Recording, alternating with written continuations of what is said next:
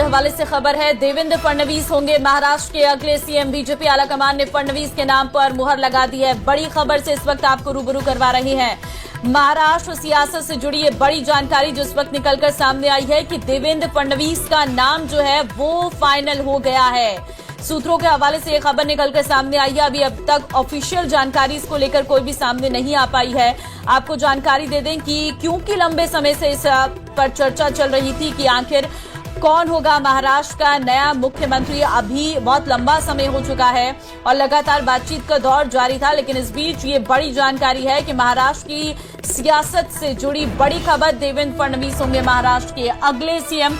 सूत्रों के हवाले से ये जानकारी निकलकर सामने आई है। हालांकि इससे पहले एकनाथ शिंदे की तरफ से कहा भी गया था कि हम बीजेपी के साथ हैं, जो भी फैसला बीजेपी आलाकमान के द्वारा लिया जाएगा हम उसमें सहयोगी रहेंगे। और अब फिलहाल ये जो जानकारी इस वक्त निकलकर सामने आई है कि देवेंद्र फडणवीस जो हैं महाराष्ट्र के अगले सीएम होंगे, ऐसा सूत्रों के हवाले से खबर निकलकर सामने आई है। अब देखना होगा, क्योंकि देवेंद्र फडणवीस का नाम महाराष्ट्र के सीएम के तौर पर फाइनल हो गया है, ऐसे बीजेपी लीडर्स के द्वारा कहा भी गया है।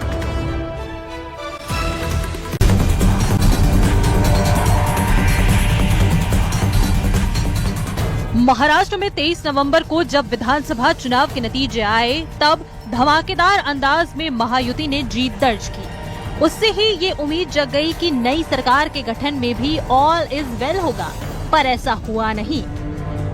अब जबकि नई सरकार की ताजपोशी की तारीख तय हो गई है, लेकिन सीएम के चेहरे पर सस्पेंस बना हुआ है। 5 दिसंबर को नई सरकार के गठन की तारीख तय हो गई है। इस बीच बीजेपी ने महाराष्ट्र के लिए पर्यवेक्षकों का ऐलान कर दिया है। विजय रूपाणी, निर्मला सीतारमण महाराष्ट्र के पर्यवेक्षक नियुक्त कर दिए गए हैं। 4 दिसंबर को बीजेपी विधायक दल की मीटिंग होगी और इसी दिन बीजेपी विधायक दल का नेता चुना जाएगा। महाराष्ट्र में पार्टी के नेता चुनने की जो प्रक्रिया है, वहाँ एज ए ऑब्जर्वर हम दोनों जा रहे हैं।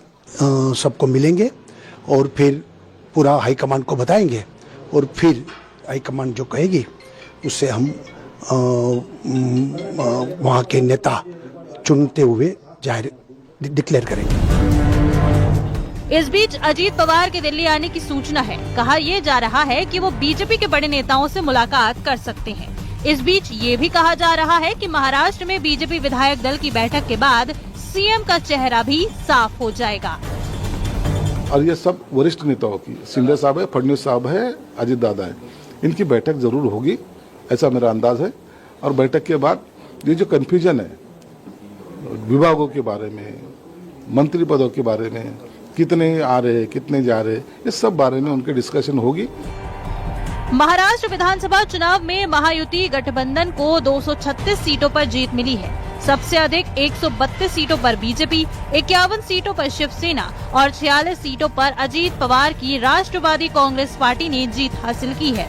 ऐसे में उम्मीद है कि गठबंधन के आला नेताओं को मंत्री पद मिलेगा। Bureau report, news 18।